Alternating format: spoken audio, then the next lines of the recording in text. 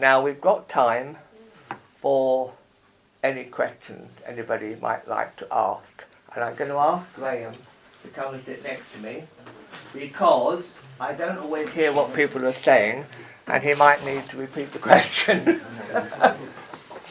But over the years, I have experienced this so often. People ask me a question and I mishear, and the answer I give bears absolutely no relation to the question. I remember I didn't have hearing aids when I was at university, and we were all meant to contribute to seminars, and they were a nightmare. But I used to pick up on something I'd heard and come in, and everybody would think, oh, you know, he's on the ball. But every so often I would mishear, and I could always tell because there was blank, sort of bemused look all around, and the lecturer would be looking at me as if I'd given up the ghost. So anyway, if you want to ask any questions about my poetry or me, feel free.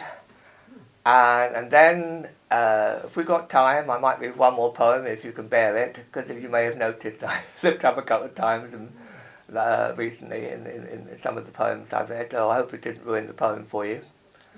And then we can, I don't know how many of you have to get away, but we can go back and finish some of the goodies and drinks for a little while and chat, whatever, while we get everything ready to leave. We do need to leave here by what, 9:30? Yeah, thereabouts. So anyway, questions. Anybody got any? Sorry, you go first. I was going to say, have you always written poetry, or Yes, is it something you've done more of since you've retired? Well, I've written a lot more since I retired. Well, I haven't written more. I like to think I'm getting better. But no, when, as in the beginning, preamble, I was saying that sort of all the problems that the deafness has caused, especially within the family when I was a kid. And reading was a form of escapism. And through reading, I got interested in words and language and sort of how they can get across how we feel. And because I couldn't articulate on the problem I had with my hearing, I didn't know, nobody told me that I had perceptive deafness until I was about 30. So writing, even as a young child, became a form of creative therapy, which together with the escapism I found in reading helped alleviate all the problems I was having without really knowing what was causing them. And I started, well, I wrote until I went to university. I didn't do much writing when I was at university, because at university you're meant to sort of stand back and sort of be critical. And while you do that, when you're writing, you have to push all your critical faculties right to the back of your mind and be creative. Whereas, they don't want you to be creative at university. It's all, criticism, which I enjoyed and learnt a lot from. After my student years, I did start writing again. But it was after my nervous breakdown in the late 70s that, as creative therapy, it really came into its own. I'm pleased there's been quite a lot of publicity lately about problems of mental illness, because you're on your own. I mean, if it's really bad, there are organisations like mine who do a wonderful job, but they don't help you recover. And I not only wanted to recover, I wanted to get back to work. And if you've got a history of mental illness or even depression, nobody wants to know. Now in 1980, 82, I think it was, 81, I found an organisation that did help people. The way it worked, it was actually sort of run by Sir John Gielgud. He was he interviewed me to find out if I was a suitable candidate. And how it worked was that they would they would interview you and send your CV to a job application and say, well, look, give this guy a chance.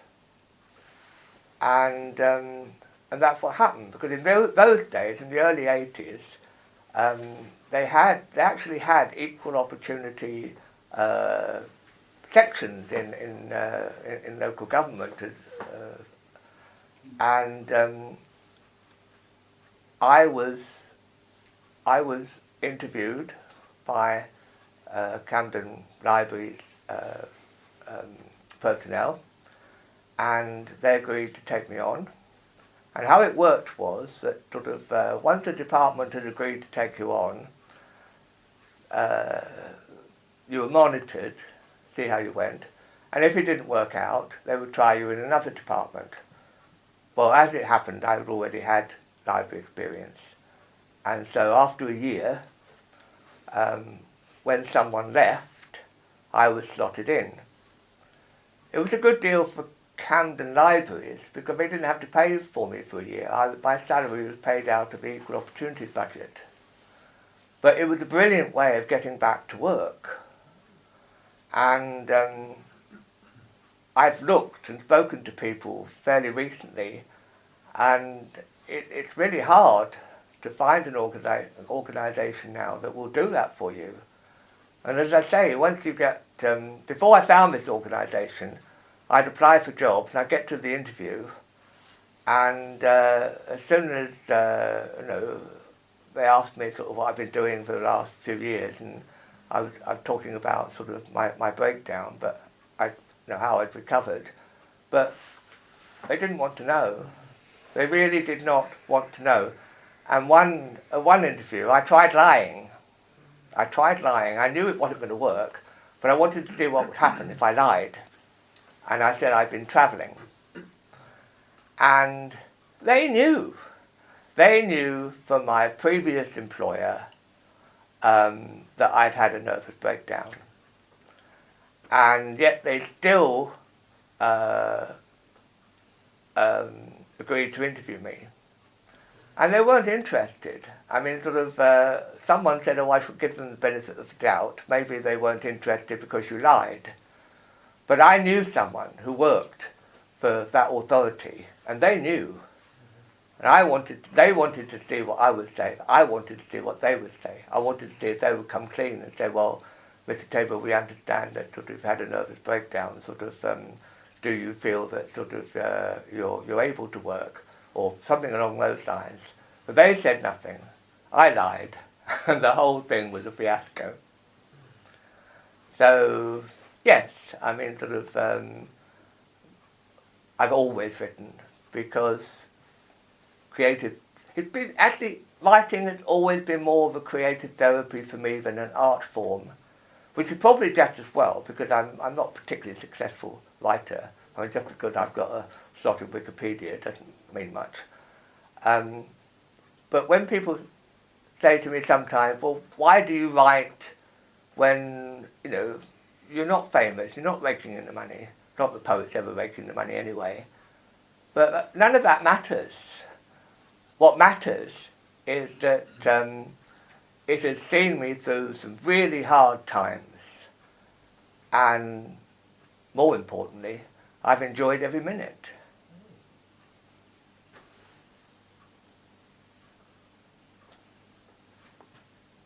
Anything else? Yeah? Brian? Yeah, I mean, you've sort of half answered the two questions I had.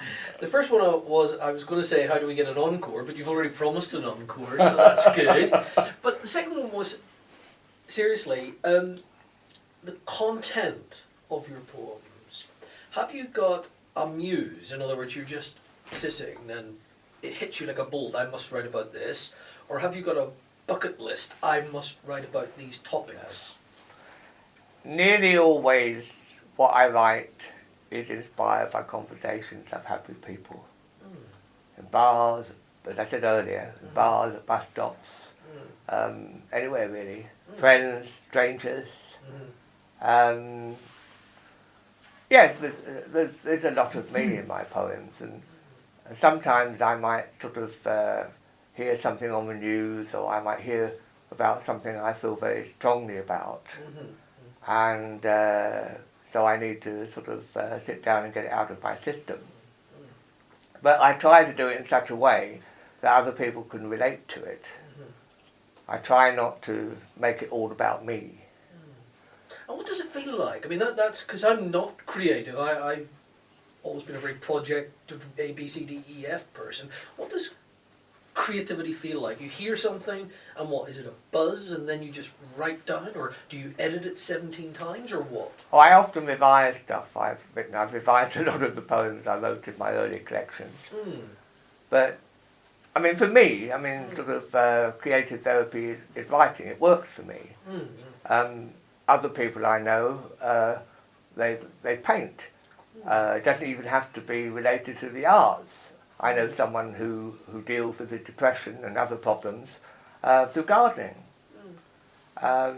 Anything that sort of is relating to life forces, because like the arts, like gardening, even just walking, on a lovely day and communing with nature, because when you suffer from depression, or you're going through a really bad time, the chances are you're feeling pretty negative.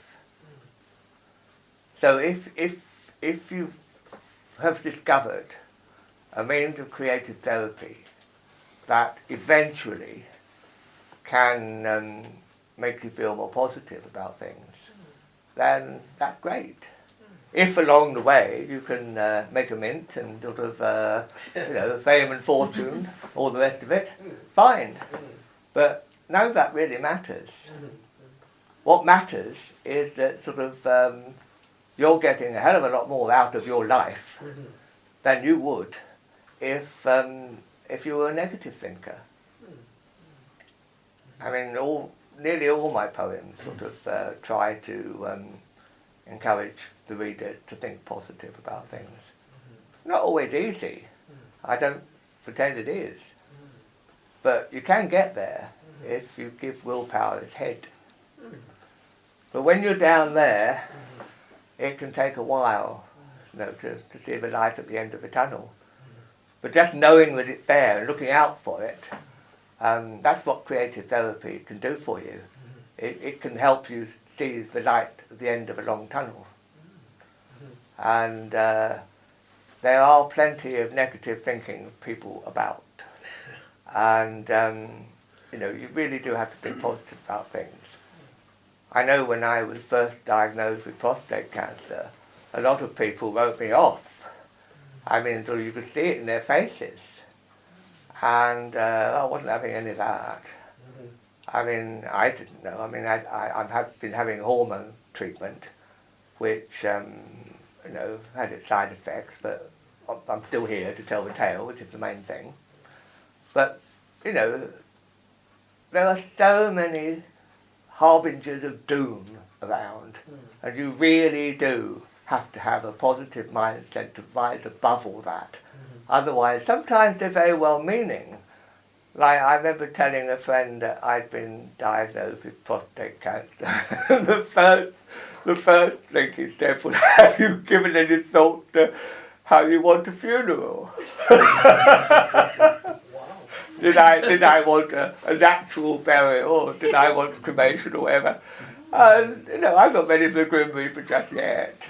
And I told them so. Quite right, yeah. And, it was well-meaning, I suppose, it sort of, it didn't mean to be offensive. And I didn't take offence. In fact, I found it quite hilarious. But I probably wouldn't have found it hilarious if I hadn't spent my life sort of indulging, or self-indulging, if you like, in creative therapy. Any more questions? Oh yeah, there's one question for me, which one of the, sometimes in your poetry you use elusive and quite expressions. You add them now and then, which I find very interesting for me. Like one of them is like the term acid rain, which reoccurs in your poetry. You mentioned acid rain today. What's the meaning of that? Because it can be occurred over the years, that term. Because every poem is multidimensional. And if I mention or I'm talking about acid rain, if you look at it in context, it will relate to the poem, but it gets people thinking how it relates. And from there, you move on to how the person thinks, what they feel about acid rain, what they feel about the environment, what they feel about Mr. Trump denying that it exists, global warming, that is. But no, it is relevant to the poem, but the poem is much more than its content. Yeah. So I take you want the reader to get into and behind and beyond the poem. Yeah. And by bringing in terms of reference that he or she will be familiar with, is one way of doing that. Yeah, so I see that term as being very Roger-esque.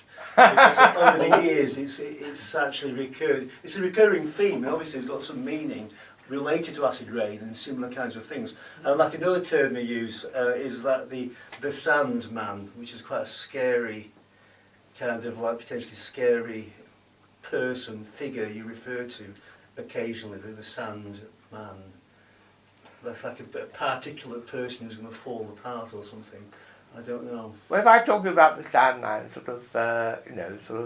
everybody knows I'm talking about dreams. And dreams can be scary. Yeah. Dreams are very much a part of us.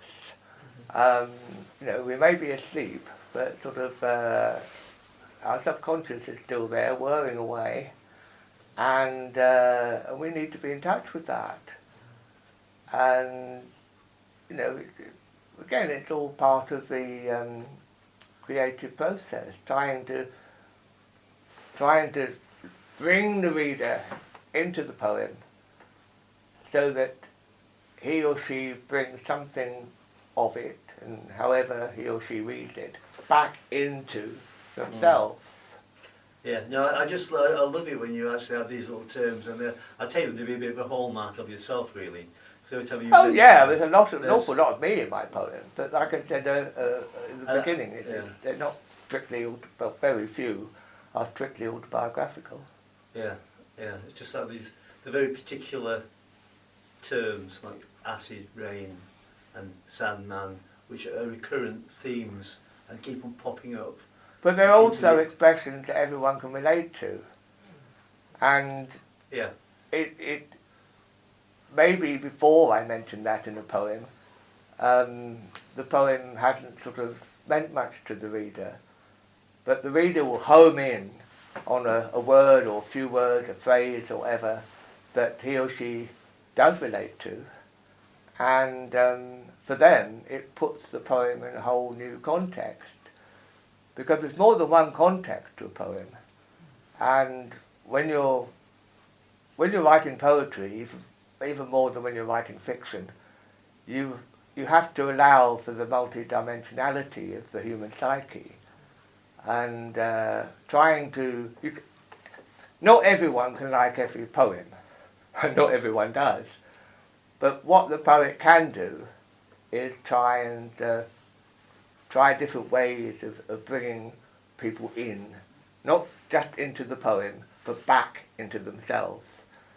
It often works because on many occasions I've had someone say they didn't like a poem that I wrote. Fair enough. But then sometime later, weeks, months, even years, they'll come back to me and say, you know that poem we were talking about? I really like it. Because perhaps they're reading it in a different mood, or perhaps their life had changed in a way that they can see the context in which the poem was written more clearly than they could before. And that's what makes poetry so exciting. And especially when people make comments like that to you, because it makes you feel that, you're making people think about themselves, not in a selfish way, but increasing self-awareness.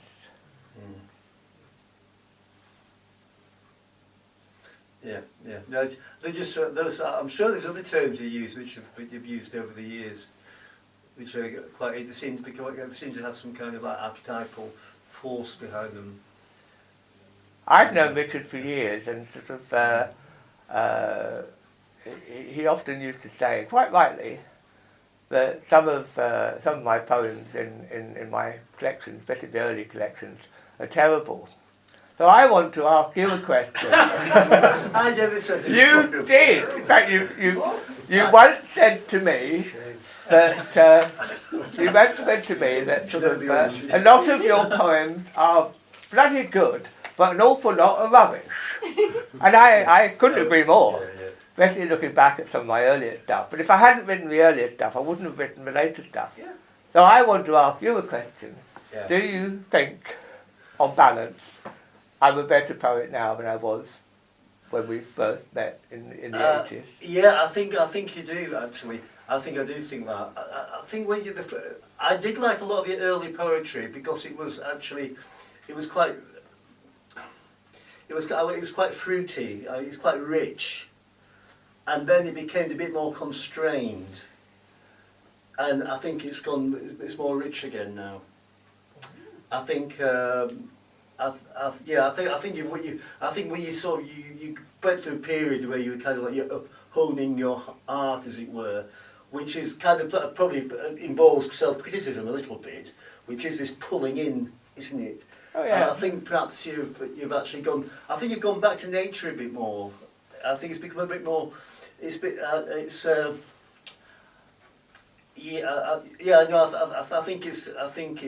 think you were more naturalistic in the beginning. I think you've got a little bit more tight, and I think you're back into full flower again in the sense that you've actually you relaxed a little bit, and that you can do this in a certain sense the poetic element has actually blossomed. Oh, praise indeed from you. Wow. Thank you. Well, you did do F.R. Leavis with us tonight. That's very textual analysis. But no, I think everyone has to be critical at some point. But it's a very difficult thing to take. It's a very difficult thing to both give and take criticism. Well, a lot of my early poetry was sort of just came naturally, if you like, and I didn't want to lose that, but I'm aware that I did lose some of that,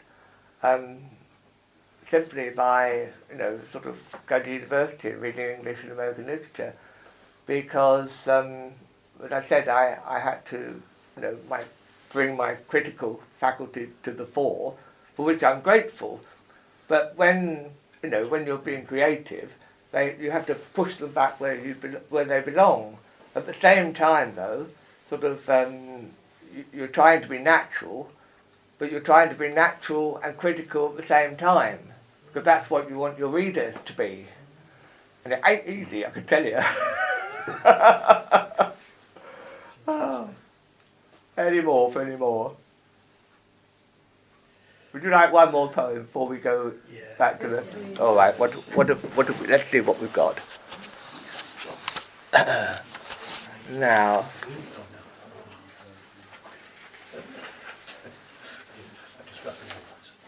We will go back to... Oh, I know what I'm going to read. Do we have any cat lovers here? Good.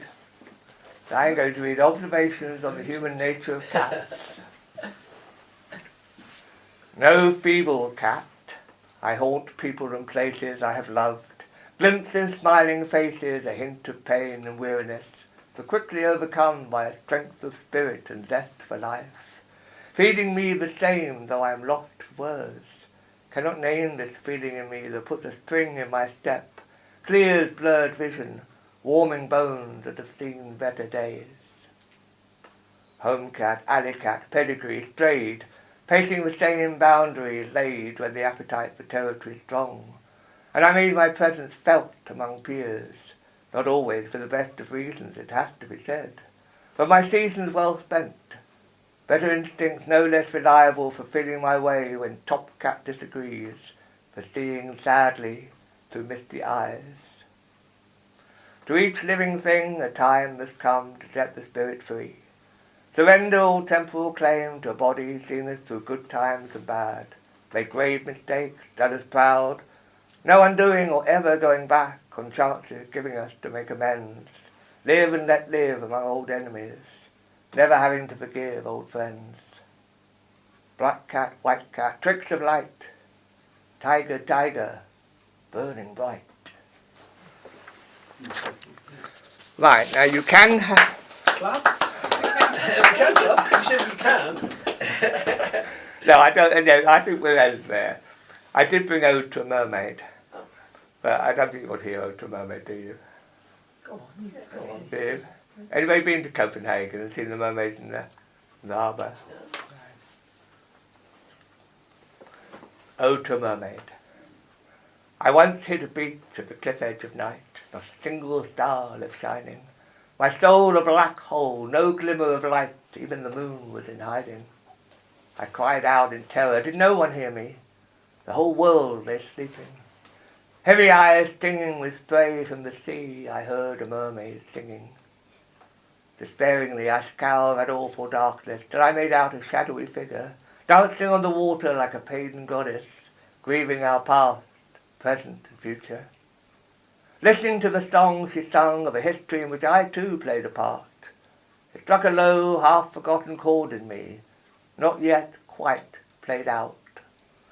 Louder, a hymn to the world's damaged souls rang in my ears, on my tongue, calling on its strength, inspiring new goals. Of these too the mermaid sung. She left suddenly, as if frightened by the dawn, its first weepy light already clearing, in whose sight I'll walk tall, never quite alone, with the song of a mermaid singing. That is it.